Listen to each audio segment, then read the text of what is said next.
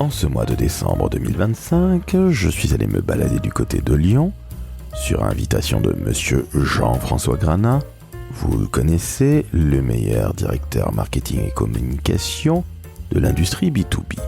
Oui, donc Jean-François m'a invité à Lyon et nous sommes allés rendre visite à des sommités de la com lyonnaise.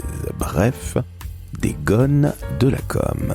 Et chers auditrices et auditeurs, nous commençons avec un petit extrait de l'entretien avec Claire Romanet, qui dirige le cabinet Elae, spécialiste du recrutement des profils communication, marketing et digital. Durant cet entretien, qui était un véritable entretien fleuve, nous avons évidemment parlé du marché de l'emploi dans nos métiers, et croyez-moi, c'est pas si simple. Pour autant, ne voyons pas tout en noir. Voici donc une mini-photographie du marché à l'heure actuelle. Je vous invite à l'écouter, que vous soyez jeune ou moins jeune dans nos métiers de la com, et vous verrez, je n'en dis pas plus, vous allez apprendre pas mal de choses.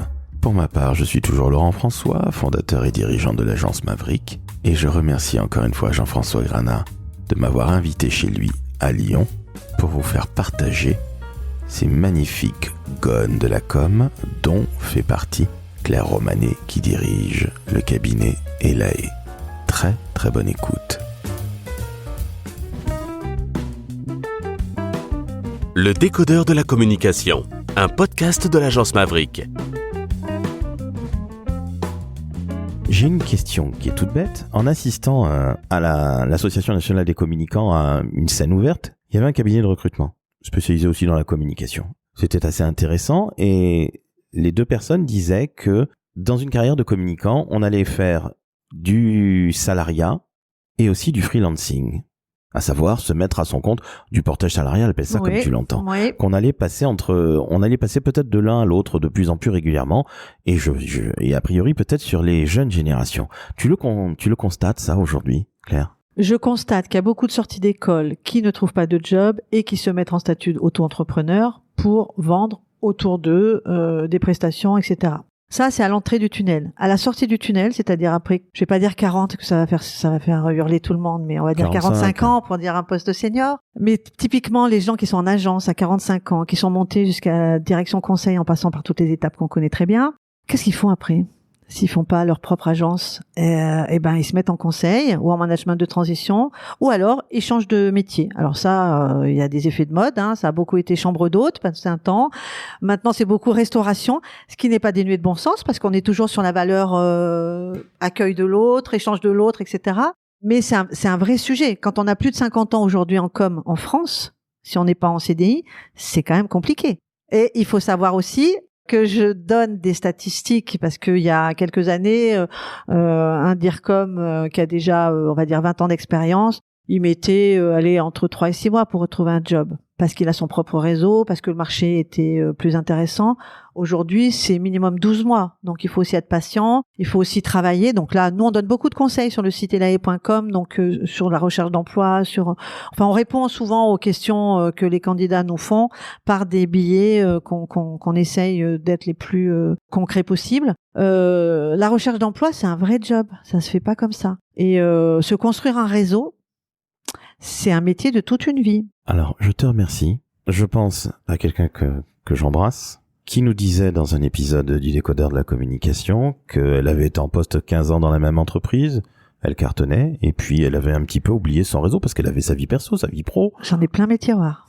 Voilà, merci. Des profils comme ça. On te remercie, Claire, merci. Je vais donc faire une descente d'organes à cause de toi. Et trêve de plaisanterie, le réseau, on ne l'active pas quand on est tricard, on est d'accord? On l'active toujours, en fait, il n'est jamais éteint, il est toujours... On l'active dès l'école. En fait, moi, je vais vous dire un truc très important. Sur LinkedIn, qu'est-ce qu'un recruteur, il regarde? Il regarde déjà si ce que vous avez écrit sur votre page personnelle est différenciante par rapport à votre CV. Si la réponse est oui, c'est un gros plus. Le CV, je vous rappelle qu'il n'est pas censé tout raconter, il est censé donner envie de vous rencontrer. OK? Ensuite, ce qu'on va regarder, c'est les interventions, les commentaires, les tribunes, la prise de parole. Et là aussi, on met pas un commentaire pour dire oui, merci, ce que vous dites, c'est vrai. Non, on commente de façon structurée. organisé, professionnel, qui montre que la prise de parole est circonstanciée. Et ce qu'on regarde aussi, et là on gagne beaucoup de temps en tant que recruteur, c'est les recommandations. Mais ça, les jeunes, ils l'ont bien compris. On les regarde encore sur LinkedIn ? Bien sûr, parce que sur LinkedIn, vous les demandez et elles apparaissent tout de suite sur votre page. Non, je sais, mais je pensais que c'était saut 2018. Mais non, c'est du temps de gagner. Nous, dans le process de recrutement, on a une étape qui s'appelle prise de référence, où on est censé appeler des gens qui ont travaillé avec notre candidat. Donc là, c'est du temps de gagner. Que si vous avez, je sais pas, la personne, elle a fait 3 boîtes et dans les 3 boîtes, elle a quelqu'un qui dit que ça a été super sympa de travailler avec elle. Bah bingo, il va passer sur le dessus de la pile. C'est une évidence. Ça, tu le regardes encore ? Oui. Et on regarde aussi, par exemple, à quel groupe ou à quel hub ou forum il participe pour voir aussi ses centres d'intérêt. On va aussi googliser son nom, son prénom pour voir, voilà, ce qu'il raconte pas de bien. Bon, ça, maintenant, c'est fini. Mais au début, on a eu beaucoup de casse là-dessus, hein, sur les gens qui mettaient des photos avec leur culotte sur la tête. Et voilà, bah oui, c'est fini, ça, maintenant. Ça, les jeunes, ils maîtrisent bien. Je peux vous dire qu'ils peuvent vous en apprendre, hein, sur ce qui est à faire et ce qui n'est pas à faire, hein. D'un point de vue technologique, ils seront toujours bien meilleurs que notre génération parce qu'ils sont nés avec. Moi, je m'interroge juste sur ceux qui naissent aujourd'hui avec l'IA. Comment ils vont apprendre demain? Parce que si demain tout est traduit d'office, si demain tout est mouliné par Internet, ça va être quoi leur vie, quoi? Ça va être quoi leur job? Mais ça va être quoi notre monde tout court? Peut-être qu'il y aura un recul, un retour en arrière quelque part. Personnellement, j'en suis convaincu. Je pense que ce sera le tournant des années 2020, début 2030. J'espère qu'on n'aura pas besoin d'une guerre pour ça, mais... Ah bah tiens, c'est assez étonnant, on en discutait off, et j'étais en train de dire que... Bon bref, on ne va pas en discuter. C'est pas le sujet. Non, c'est pas le sujet, mais bon, une bonne guerre, tu sais bien, ça change tout. Ah, non, ça c'était la génération d'avant, ça. Tu parlais tout à l'heure des gens qui se montent comme consultants, soit en début de carrière, soit en fin de carrière, parce que des gens qui se montent en consultant, il y en a plein, mais des consultants qui gagnent leur vie, j'ai pas l'impression qu'il y en a beaucoup. Non, c'est compliqué. Et en même temps, nous, on remarque aussi, ils se mettent en consulting par défaut.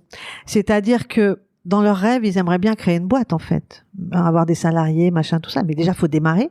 Et puis, ces gens qui ont été en entreprise en tant que salariés pendant 10, 15 ou 20 ans, ils n'ont pas du tout conscience que monter sa propre activité, ça nécessite des sacrifices. C'est-à-dire qu'ils croient qu'on va leur donner le même salaire, enfin que eux ils vont arriver à sortir le même salaire que ce que leur employeur leur donnait pour ce qu'ils avaient. Mais on n'est pas dans le même contexte. Donc vous n'imaginez pas le nombre de gens qui me disent mais moi je veux me mettre en consulting ou en auto-entrepreneur mais je veux gagner la même chose. Je dis mais non mais tu as encore ça, Claire? Oui, mais oui, parce qu'ils ne savent pas ce que c'est. Non mais est-ce qu'ils savent vendre? On en revient à ça. S'ils savent vendre, ils vont se faire des bons salaires. Il n'y a pas de mauvaise surprise. Non. Mais il n'y a pas que ça. Être bon commercialement, moi, c'est ma première associée qui m'a tout appris. Pour moi, je venais de la com, le mot vente, je faisais partie de ceux qui disaient, est-ce que c'est vraiment le même métier que ce que je fais? Elle, c'était une commerciale d'enfer. Donc, elle m'a beaucoup appris et je l'en remercie. Mais il n'y a pas que ça. Il faut plusieurs savoir-faire pour se mettre soit en auto-entrepreneur, soit en consulting, soit en portage ou même pour créer sa boîte. Il y a déjà le talent, c'est-à-dire le savoir-faire que vous allez vendre. Il faut quand même avoir une valeur ajoutée, savoir de quoi on parle. Ça, c'est la première des choses. Mais ça suffit pas. Il faut vendre. Commerce. Ok, on est d'accord. Il faut savoir aller chercher un client, il faut savoir comprendre son besoin, il faut savoir le convaincre et il faut faire du closing, savoir négocier et signer. Mais il y a aussi la gestion. Il y en a beaucoup qui pâtissent de cet aspect-là. Parce qu'en France, l'administratif, ça prend énormément de temps. Donc, ça demande un savoir-faire. Moi, une fois, j'ai rencontré un patron d'agence que je vais pas le citer, mais parce que c'est un copain, il se reconnaîtra. Mais il me faisait trop rire. Il me dit, moi, ça fait 8 mois alors que j'ai pas envoyé de facture, mais il faut que je m'en occupe, en fait. Mon Dieu. 8 mois. Je dis, mais comment tu fais pour vivre? Je sais pas. J'ai pas envie de m'enquiquiner avec ça. Les gens se rendent pas compte que pour créer une activité, il faut se remettre en question. Alors vous allez me dire, normalement un communicant il se remet en question, ça fait partie des métiers où justement on a besoin de plus en plus de curiosité, mais c'est pas une fin en soi. Et puis le marché est dur, il y a du monde sur la place. Il l'a toujours été, je trouve, très honnêtement.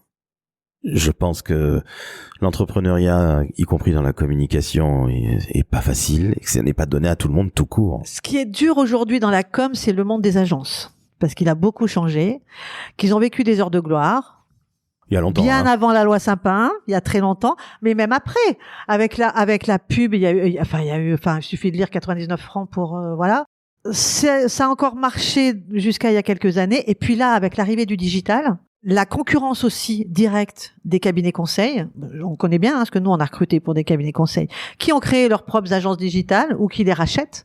Et ça a fait énormément de mal dans les très grands réseaux qui se disaient mais on a vu partir nos mecs aller chez ces boîtes de tech qui étaient des techos sans intérêt ou des pseudo-intellos du conseil. Ah oui, mais ça fait des milliards d'euros de chiffre d'affaires. Exactement. Et alors oui, je voulais en parlant de ça, en parlant de concurrence, je voulais parler d'un truc, je sais plus si on a abordé ou pas le sujet, parce qu'en fait le marché des candidats, c'est le marché de l'emploi, c'est comme le marché du business. Quand on est candidat, on a face à soi des concurrents. Ce que je voudrais dire aux jeunes aujourd'hui, bon déjà, si vous voulez bosser dans la com, soyez les meilleurs, donnez-vous à fond, il faut être sur le dessus de la pile, donc c'est ceux qui bossent le plus qui vont réussir. C'est simple. Ensuite, sachez que la concurrence aujourd'hui, elle ne vient pas seulement des gens qui sont sortis des écoles de com. Ça vient des écoles de commerce, ça, ok, pas de souci, par le biais souvent du marketing ou du digital. Mais ça vient aussi, et nous on le voit chez Elae de plus en plus, et cette année 2025 sera vraiment un critère en ce sens, ça vient de l'étranger. C'est-à-dire qu'on a de plus en plus de jeunes qui sont formés en France, ou qui parlent très bien français et qui ont fait que 1 ou 2 ans en France, mais ça leur suffit parce que voilà. Et qui viennent prendre les jobs de com, de marketing ou de digital, parce que eux, ils n'ont pas vécu dans le même confort que ce qu'on peut connaître en France, qui sont au-dessus des autres en termes de force de travail, en termes d'investissement, en termes de motivation, et que souvent, il faut vraiment qu'ils trouvent le bon job pour qu'ils aient leur carte de séjour. Et que du coup, nous chez Elae, je vous le dis, cette année, on n'a jamais signé autant de CDI avec des candidats pour qui on a accompagné les RH sur les cartes de séjour. Tu veux dire qu'ils ont plus faim, ces candidats-là? Ouais, en tout cas, ils sont souvent bien meilleurs en termes de compétences, d'acquis et de savoir-être. Parce qu'ils ont été mieux formés à l'étranger ou... Parce que je pense qu'ils ont plus envie, parce que ils ont pour eux une notion de risque. C'est-à-dire que s'ils se loupent, ils rentrent chez eux et c'est fini, quoi. Je sais pas quoi vous dire. Moi, je remarque en tout cas que ces candidats-là, ils nous font jamais faux bond. Ils annulent pas leur rendez-vous. Quand on leur demande un truc, ils nous le renvoient. Ils attendent pas 1 semaine pour nous envoyer tel mail ou tel machin ou tel bidule. Ils sont à fond et puis ils préparent leurs entretiens. Ils sont convaincants et ils séduisent nos clients. Donc on a cette concurrence-là qu'il faut bien comprendre par rapport au marché aujourd'hui. Ils ont quel âge, Claire, les gens dont tu parles?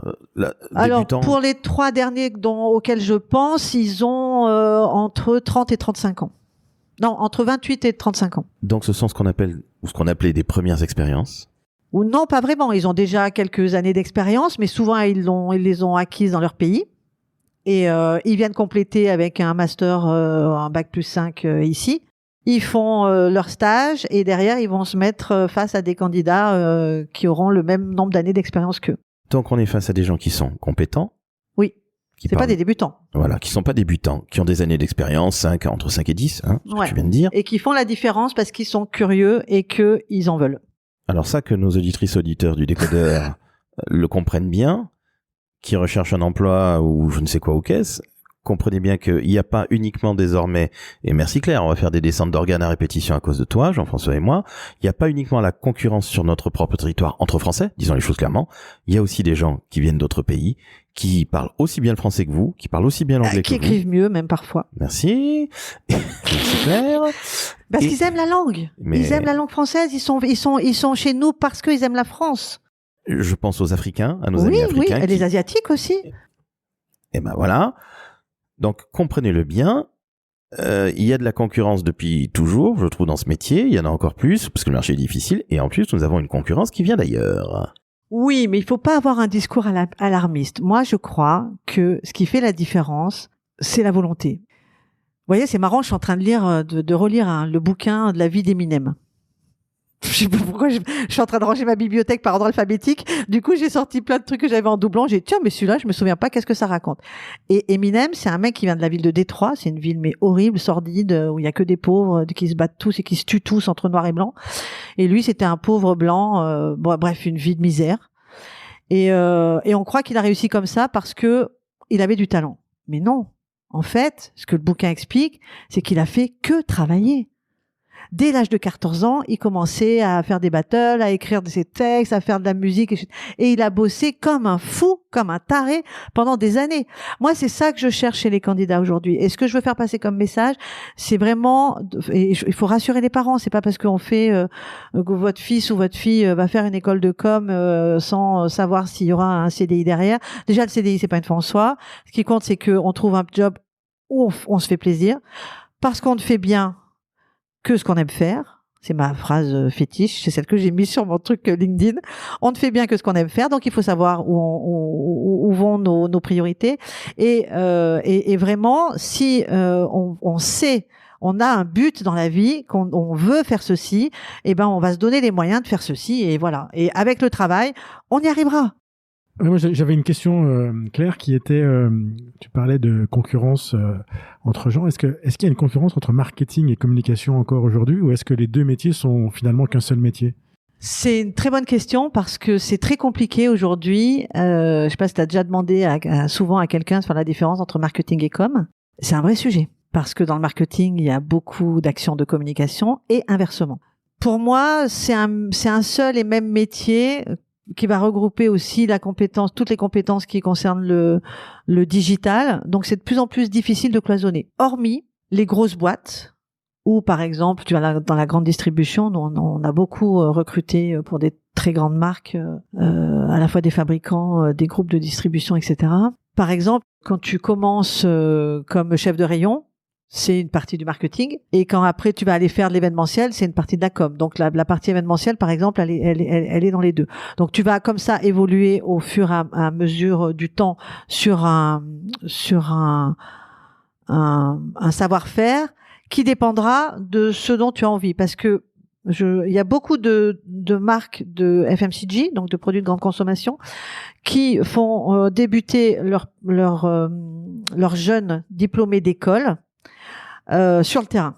Ils les obligent, parce qu'ils veulent tous faire du marketing. Hein. Parce qu'évidemment, en école de commerce, quand on vous présente le marketing produit, le marketing stratégique, ça fait rêver. Mais qui fait aujourd'hui du lancement de produits? Ils sont pas nombreux, les postes. Donc, pour arriver à ces postes marketing, on leur impose d'aller sur le terrain. Donc, ils font 2 ans soit de chef de rayon, soit de chef de secteur. Donc, ils se baladent et ils en bavent, parce que c'est pas facile. Et après seulement, on pourra leur donner un poste qui correspond plus à ce qu'ils ont envie de faire. Donc, tout se mélange, en fait, de plus en plus. Quel conseil tu donnerais, non pas à nos jeunes, parce que tu les as donnés, les conseils, mais quel conseil tu donnerais aux 45+, aux seniors qui travaillent dans la com, qui ont déjà de l'expérience, et qui sont, comme on dit, tu sais, aujourd'hui, non plus en recherche d'emploi, mais en transition. Parce que je m'aperçois que ils essaient de faire du réseau. Tu disais que le réseau, c'est tout le temps. Il ne faut jamais l'arrêter. Oui. Surtout quand tout va bien, c'est là qu'on a le plus de réseau. Et si on est tricard, là, c'est l'enfer parce que on sent la peste. Mais quel conseil tu donnerais à ces seniors, j'aime pas le terme, mais qui sont en transition, qui recherchent un job? Mais senior, c'est pas un gros mot. Ça veut dire très expérimenté. Merci. Moi, on m'a dit, quand j'ai eu 60 ans, on m'a dit, faut pas dire que t'as 60, faut dire que t'as la majorité plus 42 de métier. Je dis super. Ah, c'est pas mal. Moi, ce que je constate, c'est que souvent, ils savent pas où se placer. Donc, il y a une vraie méconnaissance de leur savoir-faire et de par où je commence, quoi. Parce que ils sont un peu désabusés, ils croient que le Graal, c'est le prochain CDI. Mais en fait, non, il y a d'autres façons de travailler, il y a d'autres façons de faire. Mais ce qui leur manque souvent, c'est cette réflexion sur soi pour connaître la valeur ajoutée qu'on peut avoir par rapport à son voisin. Vous voyez, nous, chez Elae, c'est très clair depuis le début. Moi, je viens de la com, je recrute dans la com. C'est ça qui plaît à mes clients, c'est ça qui plaît à mes candidats, c'est ce qui fait que je suis légitime. Et parce que je fais encore de la com. Donc, je trouve que les seniors se questionnent peut-être même moins que les juniors sur ce qu'ils pourraient faire demain. Il y a une sorte de défaitisme qui est pas productif, en fait. Il faut pas se laisser manger. Tu vois, quand tu dis senior, c'est un gros mot. Non, senior, c'est pas un gros mot. Senior, c'est une qualité. Vous avez une expertise, vous avez une expérience que d'autres n'ont pas, vous avez un savoir à transmettre. C'est ça dont il faut bien avoir conscience et mettre en avant. Alors après, tu vas me dire comment on fait. Donc comment on fait? Eh ben, on travaille sur soi et sur son offre de valeur, en fait, sa propre offre de valeur, et on communique. Donc LinkedIn est un outil merveilleux pour ça, puisque c'est aujourd'hui LinkedIn a fait fermer tous les job boards les uns derrière les autres, hein, donc c'est devenu un réseau dont on ne peut pas se passer. Donc il faut produire du contenu, il faut faire des tribunes d'experts, si demain vous êtes communicant, que vous avez 45 ans, que vous avez un avis précis sur un point de la communication, vous pouvez très bien écrire un article, l'envoyer à un support spécialisé, il sera tout content de le publier si ça a de la pertinence. Donc il faut se rendre visible, il faut montrer que quand on est communicant, on sait communiquer. Voilà, cet extrait est terminé. Claire revient dans très peu de temps pour vous parler du marché beaucoup plus longuement.